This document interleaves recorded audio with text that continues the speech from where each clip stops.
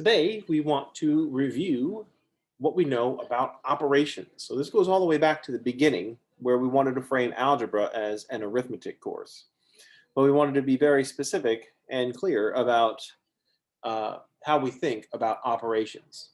So let's remind ourselves about the operations. Addition, we only add things that are the same, and when we add them, it doesn't change what they are. Also included in addition is subtraction, and this is which is just addition of opposites. Opposites are additive inverses. That is, they're the inverse under the operation addition. When we combine a number with its additive inverse, we end up with 0, which is called the additive identity. All that's just extra classification. We need to understand addition and subtraction are on the same level. They're inverses of each other, and that addition is our basic maneuver. One level up from this is multiplication. Multiplication is repeated addition. We denote multiplication with coefficients, so 2x means x plus x. We also know that multiplication goes before addition. Take care of the grouped repeated stuff before we do the individual addition. So if we have 2 times 5 plus 3, the 2 times 5 goes first, and then we add 3 at the end. And also, multiplication distributes over addition. This is what we typically see as the distributive property. But this just means that if I have a multiplication and an addition first, a times b plus c, we can write this as a times b plus a times c. We can distribute the multiplication over the addition. So if my expression is 2 parentheses 5 plus 3, I can either do the 5 plus 3 first and get 2 times 8, which is 16, or I can do 2 times 5 plus 2 times 3, which is 10 plus 6, which is also 16. So we have options. And finally, one level above multiplication is exponents. Exponents are just repeated multiplication, denoted with, unsurprisingly, exponents. I should probably call this exponentiation as an operation, but it didn't. Exponents go before multiplication because we take care of the grouped stuff before the individual stuff. So if I have an expression that says 5 squared times 3, or better yet, 3 times 5 squared, the exponent applies to the 5, so I do that first. When I write the expression 3 times 5 squared, I mean 3 times 5 times 5. There's only 2 5s and 1 3. If I want 2 3s and 2 5s, I would have to put in parentheses the 3 times 5. With that in mind, exponents distribute over multiplication. So if I have exponents distributing over a multiplication, that would be like in parentheses the 3 times 5 and all that squared. That's 2 3s and 2 5s. And I can distribute that to write 2 3s and 2 5s. So if I have a times b to some exponents, I can write that as a to the n times b to the n. The exponent can distribute over the multiplication. Exponents do not distribute over addition. Now remember that these rules are not in place to specifically make life difficult for algebra students or arithmetic students. These rules are in place because this is how numbers work. And we're just trying to learn the written language that is math. So in the category of operations, when we look at addition, where we only add things that are the same, and when we add them, it doesn't change what they are, we have different levels, different types of sameness. One of the types of sameness that we have is in fractions. To add fractions, we need a common denominator. So denominator indicates sameness in fractions. So I want to leverage what we already know about fractions and learn how to do those operations with polynomials. So let's suppose that I have a I want to add some fractions. Let's suppose I have 2 over 5 and I want to add 3 over 7. As this problem stands, I can't add these fractions because they're not the same. The denominators are different, and same denominator. Denominators are sameness in fractions. Sameness in fractions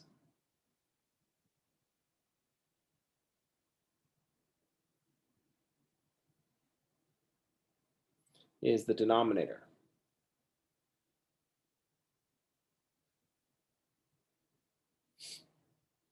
So we can't add yet. We can't add 2 plus 3 because they're not the same. But we can make them the same by getting a common denominator. What we're trying to do when we're getting a common denominator is rewrite equivalent fractions. We're going to rewrite equivalent fractions, and we can convert this denomination to another denomination with multiplication. 5 and 7, if I just multiply those two together, I'll get 35. And that's the least common multiple of 5 and 7. So I'm going to multiply this first fraction by 7 over 7. That gives us an equivalent fraction. 2/5 is the same as 14 over 35. Then I'm going to do the same to the 3/7. I'm going to multiply 3/7 by 1 again, which is just 5 over 5. Now I'll get equivalent fractions. 2/5 is the same as 14 over 35. If you have 2 out of every 5, that's the same as 14 out of 35. 2/5 is equal to 14 35ths. If there's a quiz worth 5 points and you get 2 points, you get the same grade percentage. You get the same percentage as if the quiz was worth 35 points and you got 14 of those points. They're equivalent fractions. Same thing for 3/7. I'm going to turn 3/7 into 15 over 35. And we're going to use the fact that 3/7 is the same as 15 over 35.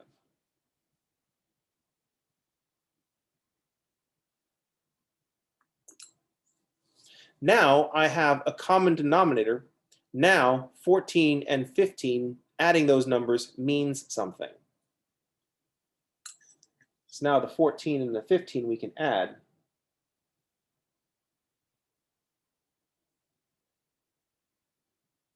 And we get 29 over 35.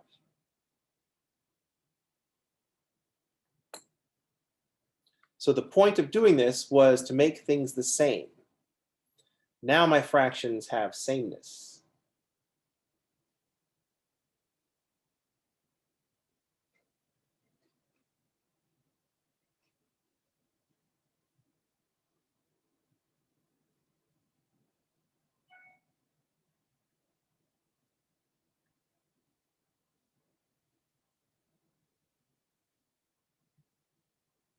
So we can add 14 of something and 15 of something. When we add them, it doesn't change what they are.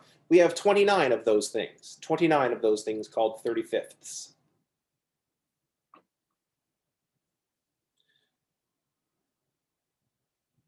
So the reason that we want to do this problem, and I keep wanting to add these fractions in all this detail, even though we can just grab a calculator and say, hey, calculator, what's 2/5 plus 3/7, and write the answer as a fraction, and it's 29 over 35.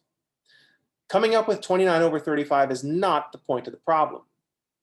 The point of the problem is understanding that to add fractions, we need a common denominator. And we can use multiplication to get a common denominator. That's what happened in this problem. We used multiplication to get a common denominator.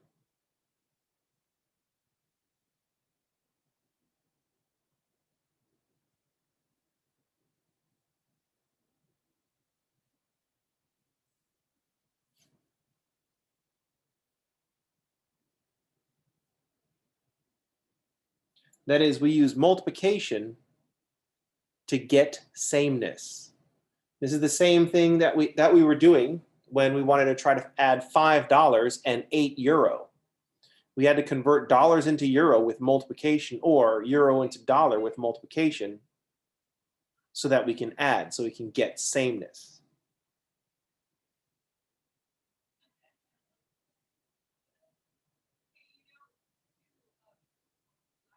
In particular, we use multiplication by 1 because multiplication by 1 doesn't change anything.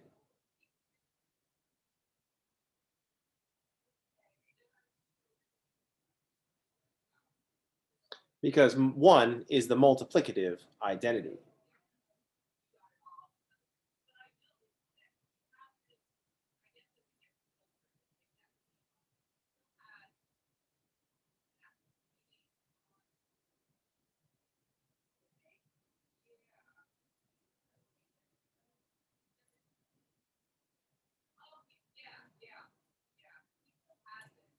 Because multiplication by 1 doesn't change any values. Multiplying by 7 over 7 doesn't change the values, it just changes the form. 2/5 and 14/35 have the same value, but they're in a different form. Just like $5 is equivalent to, I don't know, I think it's like €3.50. Might have gone the wrong direction on that. They have the same value, but they're in a different form. If an ounce of silver is worth $20, then we can use multiplication. If I have 2 ounces of silver, I multiply that by 20, and I can say that that's $40. I've changed the form to dollars.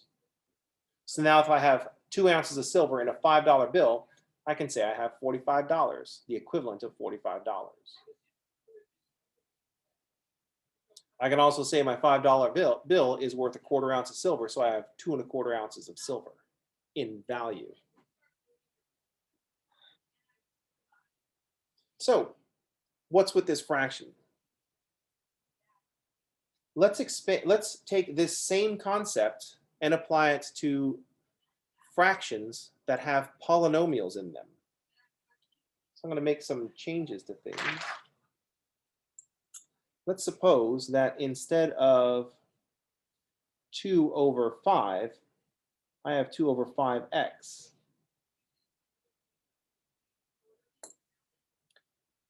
We're starting off in a similar situation. We want to add these fractions, but they aren't like denominators. We don't have a common denominator. We're going to use multiplication to get a common denominator.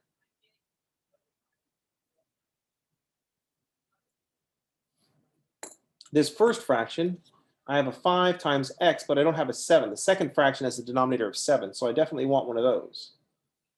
So this first fraction heads down to the store, picks itself up a 7, says, now I've got a 5 in x and a 7. But then the second fraction is going to get all jealous because it looks over at its neighbor that just came home with this fancy 7. 3 7 thought it was all special because it had a 7 in its denominator. And then it looks next door and says, well, now the neighbor has a 7 in the denominator, but I don't, and a 5x, but I don't have that, so I'm going to get that. So they head down to their local polynomial dealer, and they grab themselves a 5x. Now we have a common denominator. 7 times 5x is 35x.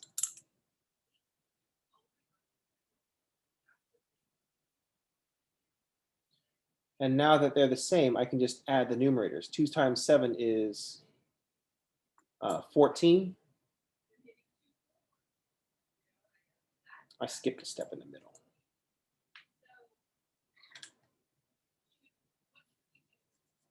I wanted to write the 2 fractions.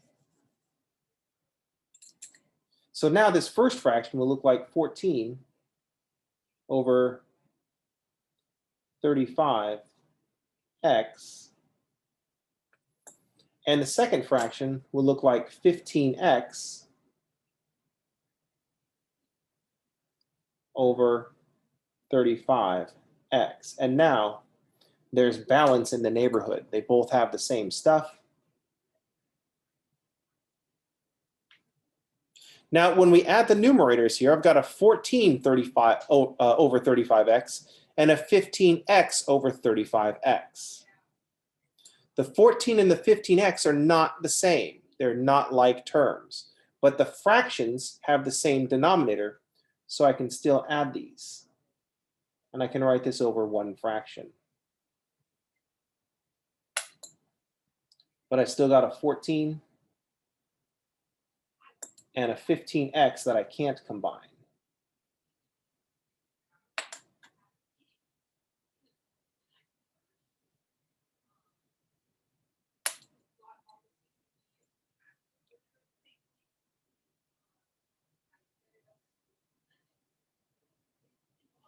And so this is as simplified as we can get. We've written our two fractions as one combined fraction. We did the same thing we did in the previous problem. We used multiplication to get sameness in the fractions.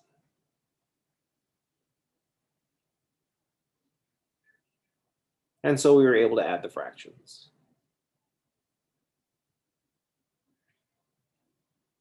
All we have to do now is look at some variations. Let's suppose that we start off in a slightly different fraction. So let's suppose we start off with a 2 over 5x. But then the 3/7, they went out and they got an x squared in their denominator now.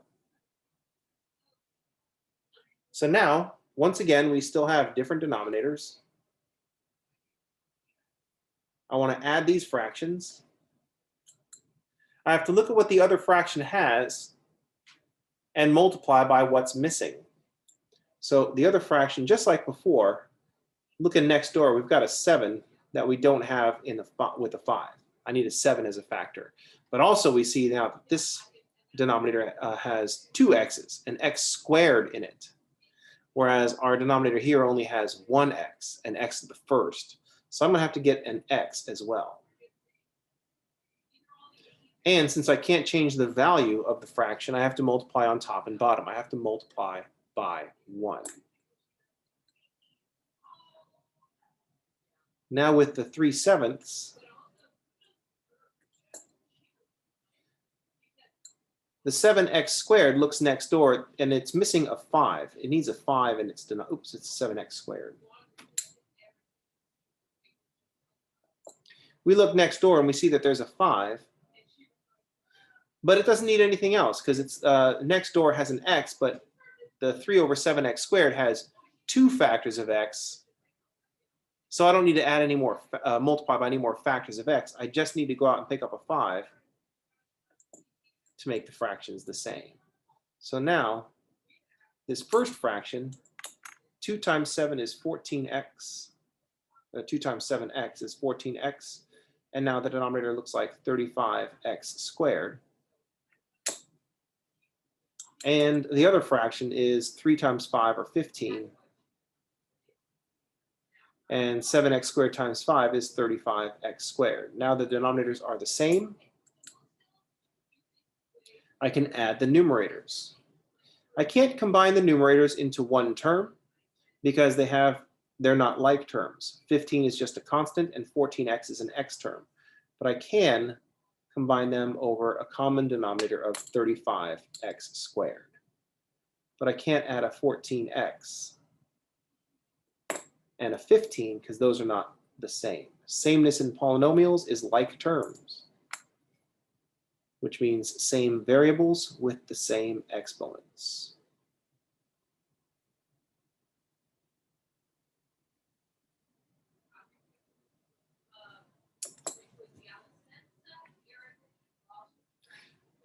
Now all we have to do is expand on this concept, expand on what we see as the same.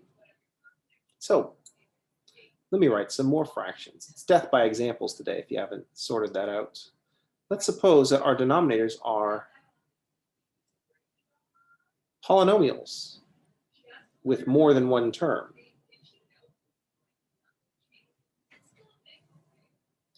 So when we look at x plus 5 and x plus 7, remember when we're getting common denominators, we get there through multiplication. So even though x plus 5 and x minus 7 have the same term with this x, They don't have the same factor. So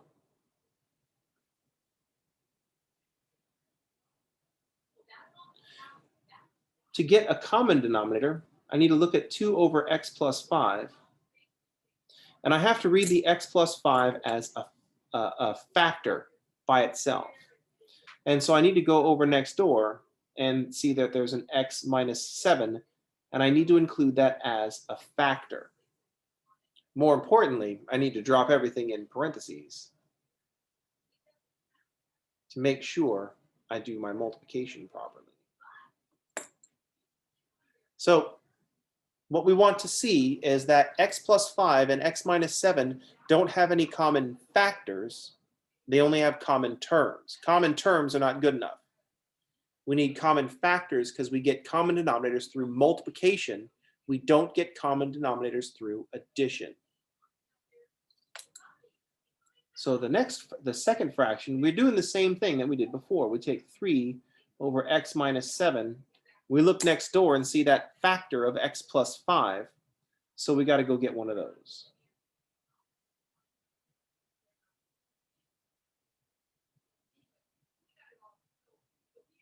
And I want to make sure I put everything in parentheses.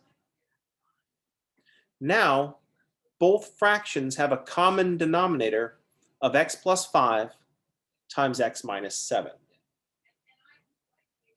So now we can add the numerators.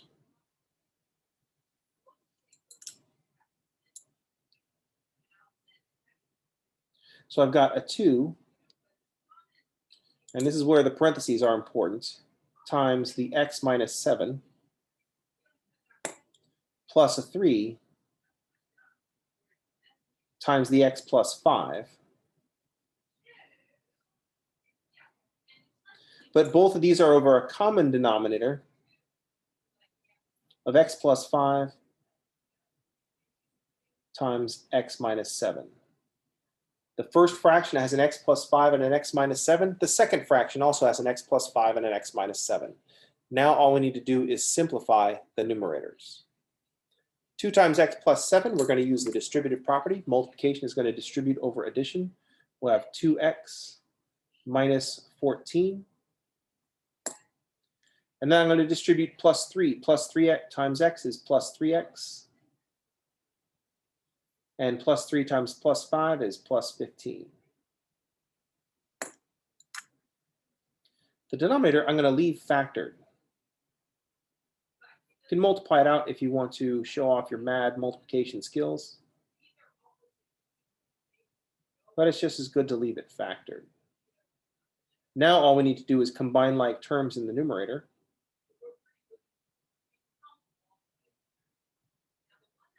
(2x plus 3x is 5x.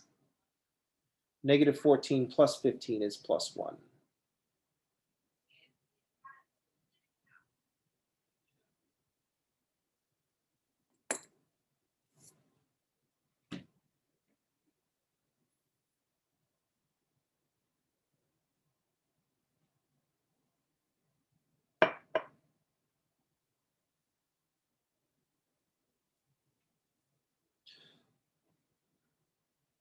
These are the core problems.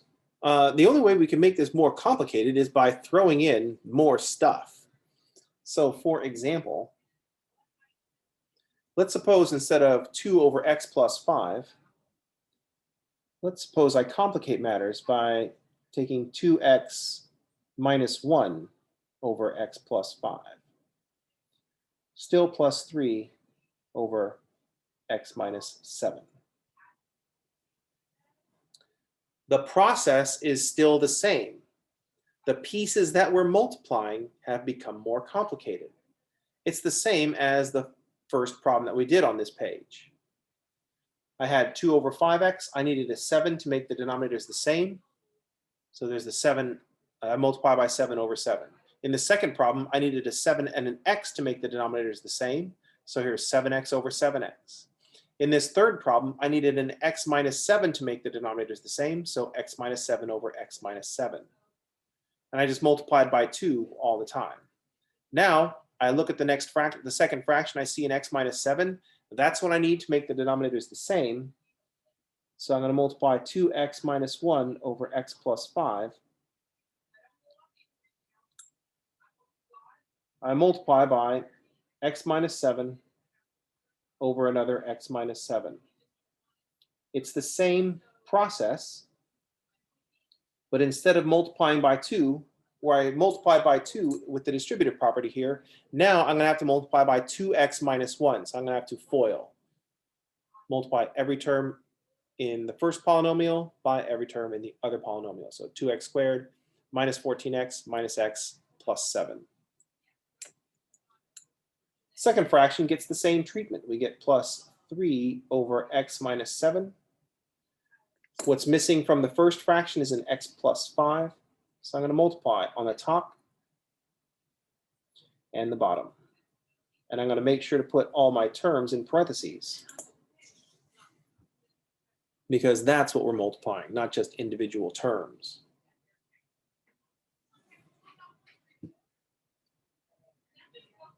If you make $12 an hour and you work for 3 hours, I don't just get to multiply the 10 by the 3 or the 2 by the 3. I got to multiply both of those numbers by the 3.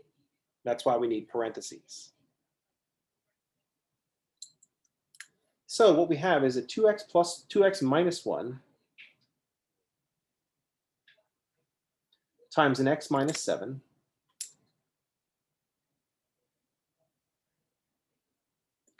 plus a 3 times the x plus 5. And this is all over the common denominator, because remember, when we add things, it doesn't change what they are, of x plus 5 times x minus 7. We're doing the same problem. We're at this stage here, 2 times x minus 7 plus 3 times x minus plus 5 over x plus 5, x minus 7. That's the same stage here, only now, instead of just using the distributive property with a 2, I need to use the distributive property with 2x minus 1.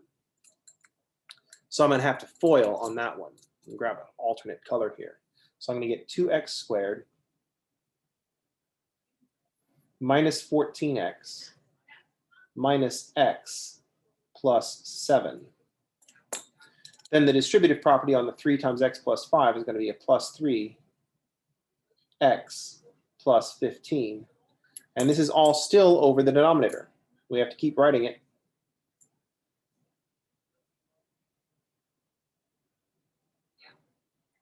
$3 plus $5 is $8, not 8 nothings. So I got to keep writing what these things are. They're fractions over x plus 5 times x minus 7.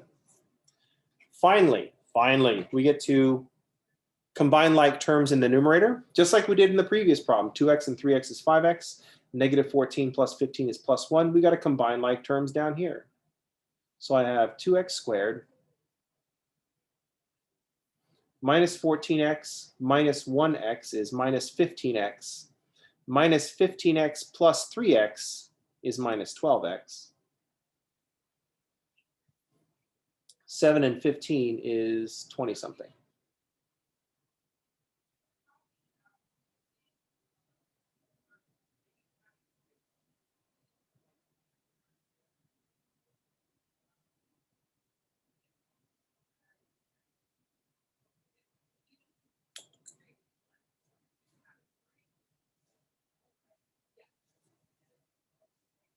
So that's the fraction game. Notice that we're not doing anything new. We're still multiplying on the top and bottom to get a common denominator so we can add, because we only add things that are the same, and when we add them, it doesn't change what they are. We're just doing it in a new context where instead of just numbers in the numerator and denominator, we have polynomials in the numerator and the denominator. So not a new thing, an upgrade to an old thing. All right. That's what I wanted to discuss today. Just upgrade an old thing. Everybody have a good day. I'll see you tomorrow, and thanks for playing.